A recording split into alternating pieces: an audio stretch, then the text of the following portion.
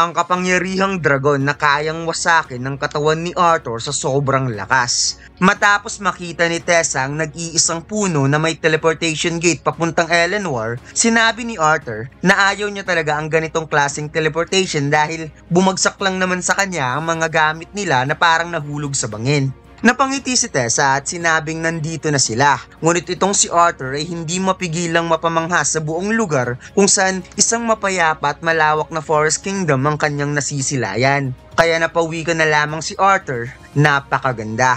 Yan daw ang unang salita na pumasok sa isipan niya, pero kahit na, hindi pa rin daw yun sapat para ilarawan ang tanawing nakikita niya. Biglang nagkaroon ng ipo-ipo sa harap nila na parang wind magic teleportation to the point na nagkaroon ito ng malakas na hangin kaya hinanda ni Arthur ang kanyang dagger at si Tessa naman ay kalmadong pinigilan ng ating bida.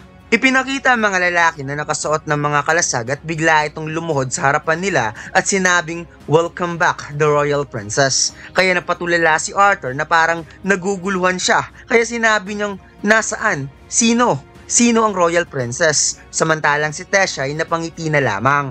Sinabi ng mga Royal Guards na dumating kaagad sila nang napansin nilang may gumagamit sa Royal Teleportation Gate at kaagad na ring dumating ang mga magulang ni Tessa na sina Alduin Erelit, King of Eleanor at si Muriel Erelit, Queen of Eleanor, na makikitang sobra itong nag-aalala para sa kanilang anak. Habang tumatakbo ang Hari at Reyna papunta sa kanilang anak, ipinakita rin si Varian Erelit, ang former king ng Kingdom of Eleanor na namuno sa huling digmaan against human of the Kingdom Sapen. Kaya lahat ng history book ay laging nakikita ang kanyang pangalan. Nakita niya na parang masaya naman ang kanyang apo na kasama ang batang lalaki, kaya napangiti na lamang siya. Gusto sanang i-push ni Arthur si Tessa papunta sa kanyang mga magulang, ngunit hindi niya na ito nahawakan dahil dali-dali itong tumakbo sa sobrang sabik na makapiling ang kanyang mga magulang kaya walang salitang kayang tapatan ng bigat na mga araw na nawalay ang kanilang anak at ngayon muli na nila itong nakayakap. Habang si Arthur ay napangiti na lamang, iniisip kung ganito rin kaya ang magiging reaksyon ng kanyang ama at ina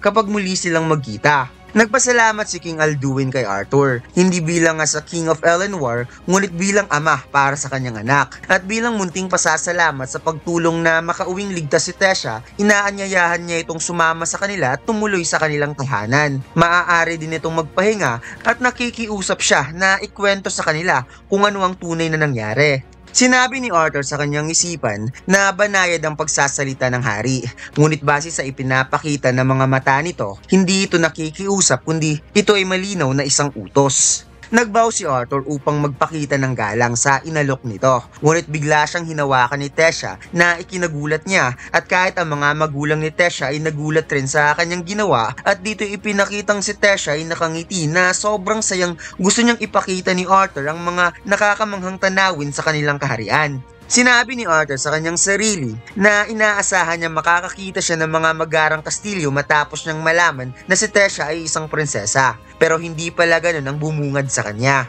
Pagkatapos nagtungo silang lahat sa isang kaharian na nakadikit sa napakalaki at napakalawak na sanga ng puno ng kahoy at sinalubong sila ng mga elf maids para sila ay malagaan at matulungan kaya napawikan na lamang itong si Arthur kung ano bang klaseng corny na novel ang napasukan niya.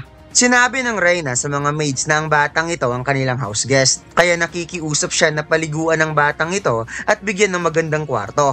Nagpasalamat si Arthur ngunit gusto niyang ipaliwanag muna sa hari kung ano ang nangyari, kaya nagkatinginan sa isa't isa ang mga magulang ni Tessa dahil gusto rin nilang malaman kung ano ang dahilan ng pagkawala ng kanilang anak. Nagpunta ang lahat sa malawak na kwarto, kasama na dito ang mga royal guards, former King Varian at kahit si Tessa kasama rin. Kaya formal na ipinakilala ng ating bida ang kanyang sarili na siya si Arthur Lewin from Kingdom of Sapen at sinabi niyang isang karangalan para sa kanya na makaharap ang mga royal family ng Kingdom of Eleanor. Ngunit sa isipan ni Arthur ay feeling niya sumobra ata ang introduction niya, ngunit alam niyang hindi uusad ang pag-uusap na ito kung itatrato lang siya na parang isang bata.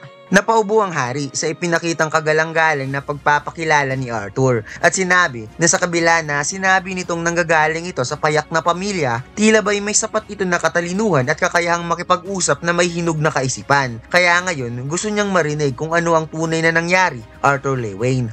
Kaya nagsimula si Arthur sa pagsasalaysay sa kanyang kwento mula sa malabong paliwanag na siya ay nahiwalay sa kanyang pamilya matapos masagupa ang mga tulisan. Wika niya, hindi naman yun kasinungalingan ngunit kalahating katotohanan lamang. Kaya habang umuusad ang kanyang kwento at dumating sa bahagi kung saan nakilala niya si Tesha, unti-unti na lamang nagbago ang atmosphere sa paligid lalo na sa hari. Napahampas ang hari sa lamesa nang nalamang mga slave trader pala yon at dapat napansin nila kaagad na mga tao ang nakaharap nila. Biglang sinabi ni Arthur na hindi sa ayaw niyang maging walang galang kay King Alduin pero ang pagiging slave trader ay isang profession at hindi isang lahi kung saan mabilis na itinutok ng mga royal guards kay Arthur ang kanilang espada. Hinawakan ni Varian ang espada upang ibaba at tinanong niya si Arthur kung ano ang ginawa nito sa mga slave trader para makuha ang kanyang apo, nakipag-negotiate o nagmamakaawa. Wika ni Arthur, hindi ganun Elder Varian. Totoong isa lang siyang bata, ngunit isa rin siyang mage, kaya siya ang tumapos sa mga slave trader upang iligtas si Tesha. Mas lalong nagalit ang isa sa mga royal guards dahil papanong naglakas loob na magsinungaling ang batang ito sa harapan mismo, ngunit natigilan nito sa tindi ng titig ng former king na sobrang ikinatakot ng royal guards. Tumayo si Arthur at sinabing hindi na importante kung may maniniwala sa kanya, basta na ibalik niya ng ligtas si Princess Tesha dahil isa lang naman ang kahilingan niya. Gusto niyang bumalik sa kanyang pamilya sa Kingdom of Sapen. Biglang tumayo si Tesha at sinabing, aalis ka na kaagad Art.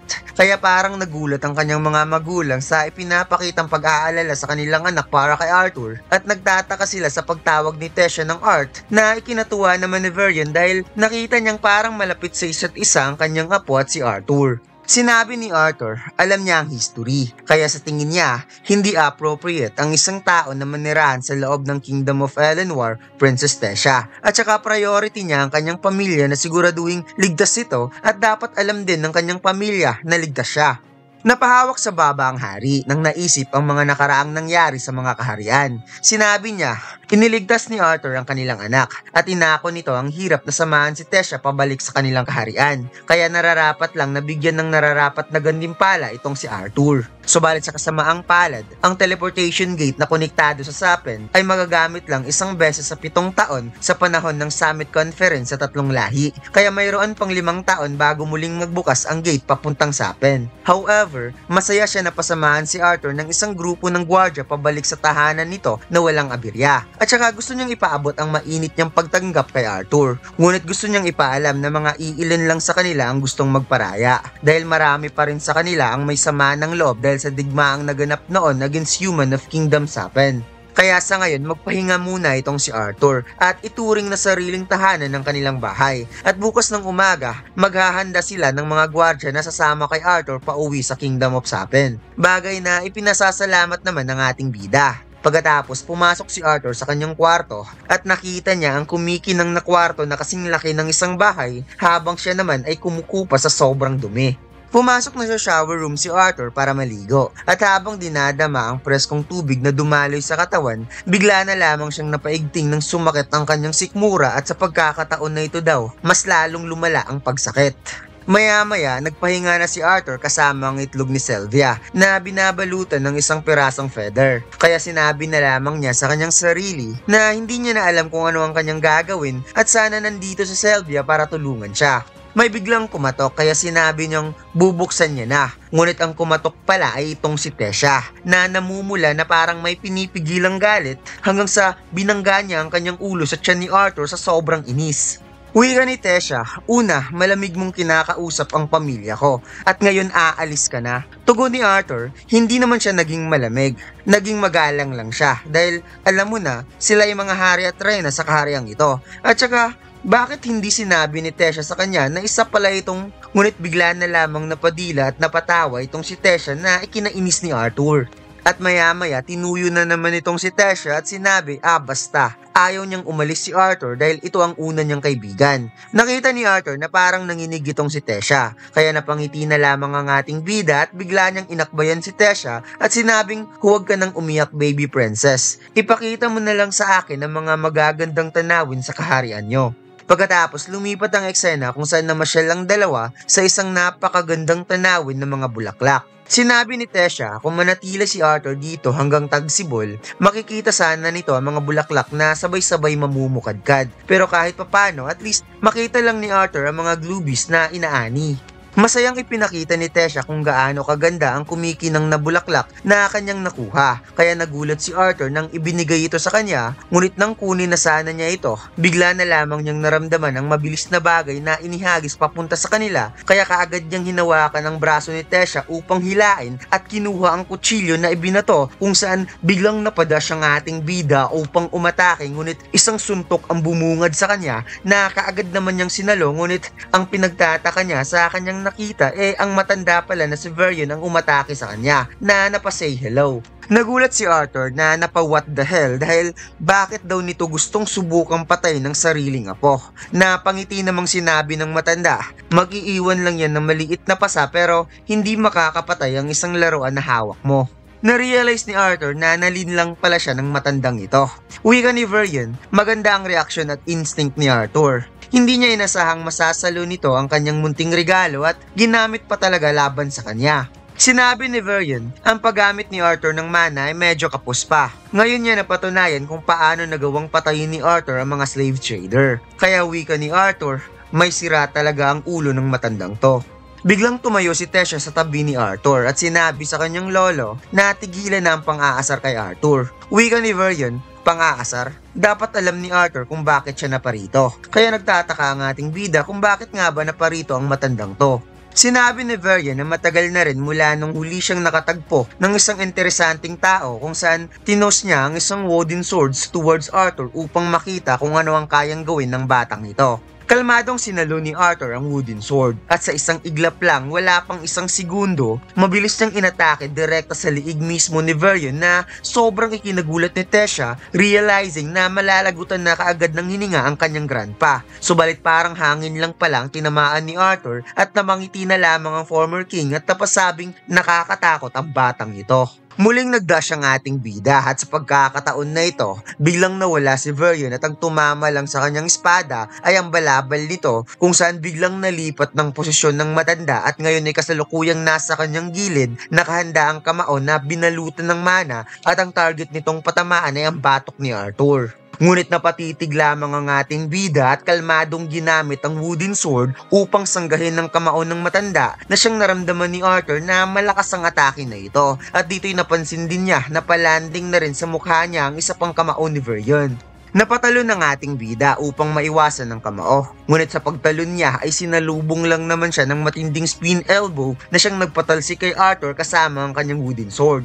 Pagkatapos parang kidlat ng dalawa na napazigzag zone sa bilis kong gumalaw at sabay nilang naiblock ang kani-kanilang mga atake. Subalit naramdaman ni Arthur na parang hindi na siya makasabay sa mga suntok ng matanda na tumatama sa iba't ibang bahagi ng kanyang katawan at bigla na lamang itong lumitaw sa kanyang likod na parang multo sa sobrang bilis. Ngunit ang atake ng matanda ay pagkakataon rin pala na hinihintay ni Arthur kaya kaagad siyang napatalon. Ngunit sa pagtalon ng ating bida ay nagkaroon siya ng out of balance dahil tumama ng kaunti sa paa niya ang pinakawalang sipa ng matanda. Subalit nakuha pa rin ni Arthur na makapag-tap sa ground upang malagay sa ere sa maliit na pagkakataon at dito'y habang nasa ere kaagad niyang kinuha ang wooden sword at nag-spin sa harap mismo ni Varian na hindi inasahan ng matanda kung kaya't dumaplis ang pinakadulo ng wooden sword sa noo ng former king na si Varian. Tumalsik ang espada at bumaon nito sa lupa, habang si Arthur ay nagpagulong-gulong sa bilis ng kanyang pag-spin na kahit siya mismo ay hindi nakontrol ang kanyang katawan. Kaya kaagad tumakbo si Tesha sa sobrang pag-aalala para kay Arthur,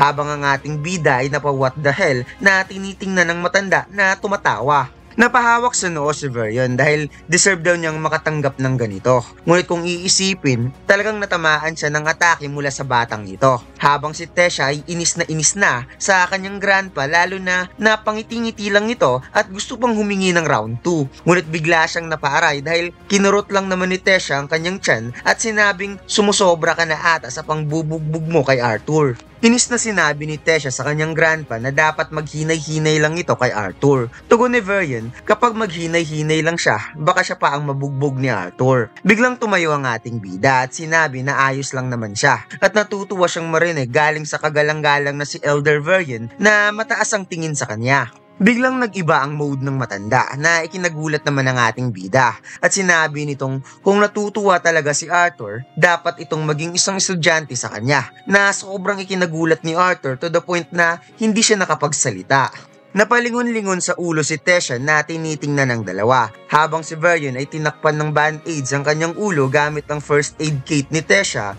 at sinabing, "So, agree ka ba?" Napakunot ang kilay ni Arthur at halatang hindi siya makapaniwala at napasabing, "Seryoso ka talaga?" Sagot ni Varian, "Bakit naman ako hindi maging seryoso?" Kaya sinabi ni Arthur, una sa lahat siya ay isang tao. Hindi pinapayagan ng isang tao na manirahan sa lugar na ito. Paliwanag ni Varian na walang sinumang magtatangkang paalisin si Arthur habang nasa ilalim ito ng kanyang pangangalaga. Alam niyang alam ni Arthur na magaling pa ito kaysa sa mga ibang bata o kahit pati na rin sa mga iilang matanda. Pero ito ang tandaan ni Arthur. May mga bagay na kaya niyang ituro na hindi kayang ituro na kahit sinumang pinakamagaling na mage mula sa Kingdom of Sapen. Napalingo-lingo si Arthur at sinabing, "Hindi pwede. Kahit sabihin mo pa yan, hindi niya kayang hindi malaman ng kanyang mga magulang kung ano ang kanyang kalagayan, kung siya ba ay patay na o buhay pa." Wika ni Varian, kung may paraan na makita ni Arthur ang kalagayan ng kanyang mga magulang at makipag-communicate ito sa kanila para malaman lang ng mga magulang ni Arthur na ayos lang siya, sapat na ba yon? Kaya nagulat ang ating bida kung ano ang ibig sabihin ng matanda, habang itong si Tesha ay napakamot sa kanyang mata dahil sa antok. Inutusan muna ni Varian ang mga maids na dalhin si Tesha sa higaan upang matulog at sinabi niya na medyo padalos-dalos ang desisyon niya ngayon, ngunit may kinalaman ito sa nararamdaman niya kanina habang sila ay nag-iinsayo. Sinabi niya na alam niyang nakakaranas si Arthur ngayon ng matinding sakit kung saan doon naroroon ng sariling core at siguradong nagiging madalas na ito. Kaya nagulat na lamang ang ating bida dahil hindi siya makapaniwalang paanong nalaman ng matanda ang patungkol dito. Wika ni Varian na hindi na mahalaga kung paano niya ito nalaman dahil ang mas nakakabahala nito, alam niyang hindi alam ni Arthur kung bakit ito nakaramdam ng ganito. Kaya tinanong niya ito kung wala ba itong alam patungkol sa Will of Beast. Sinabi ni Arthur sa kanyang isipan na hindi pa niya narinig ang salitang Will of Beast noon. Pero agad niyang naalala ang nangyari noon nung sinungag siya ni Sylvia sa mismong mana core niya. Sinabi ni Varian na sigurado siyang alam ni Arthur ang patungkol sa Mana Beast o baka naengkwentro pa nga ito ni Arthur. Subalit kapag ang isang Mana Beast ay may sapat na lakas para tawagin itong Class A o mas malakas pa, magkakaroon nito ng kakayahang ipasa ang kanilang will o ang sarili nitong likas na kakayahan sa isang beses lamang, either sa kanilang anak o sa isang taong may espesyal na ugnayan sa kanila. Dagdag pa niya na hindi niya nakakalkalin kung paano ito nakatagpo ng isang napakalakas na beast will. Pero sa kalagayan ngayon ni Arthur, masasabi niyang hindi maganda para sa katawan nito na isang bata sa ganito kalakas na kapangyarihan. Kaya sinabi ng ating bida, since alam ni Elder Varian ang lahat ng ito, siguradong mayroon din itong Will of Beast sa katawan nito. At dito'y sinabi ng former king na totoo nga na meron siya at tinatawag itong Beast Tamer. At makukuha lang nito ang ganitong title kapag ma-obtain mo na at tuluyang makonquer at mapasuko ang halimaw na beast will sa loob ng katawan mo. Sinabi ni Varian na alam niya kung gaano kaimportante para kay Arthur ang makabalik sa kanyang pamilya. Pero kung gagawin nito ngayon ni Arthur, malalagay sa matinding panganib ang buhay nito. Dahil ang kapangyarihang nagmula sa Beast Will ay masyadong matindi para i-handle sa kanyang katawan na hindi pa ganap ang paglago. At kapag hindi ito nakokontrol, ang kapangyarihang nakuha nito ang siyang wawasak sa katawan ni Arthur mula sa loob. At dito lang nagtatapos ang ating kwento mga lods. Huwag mo sana kalimutan mag-like, comment at mag-subscribe sa ating YouTube channel at mag-follow sa ating Facebook page. Salamat!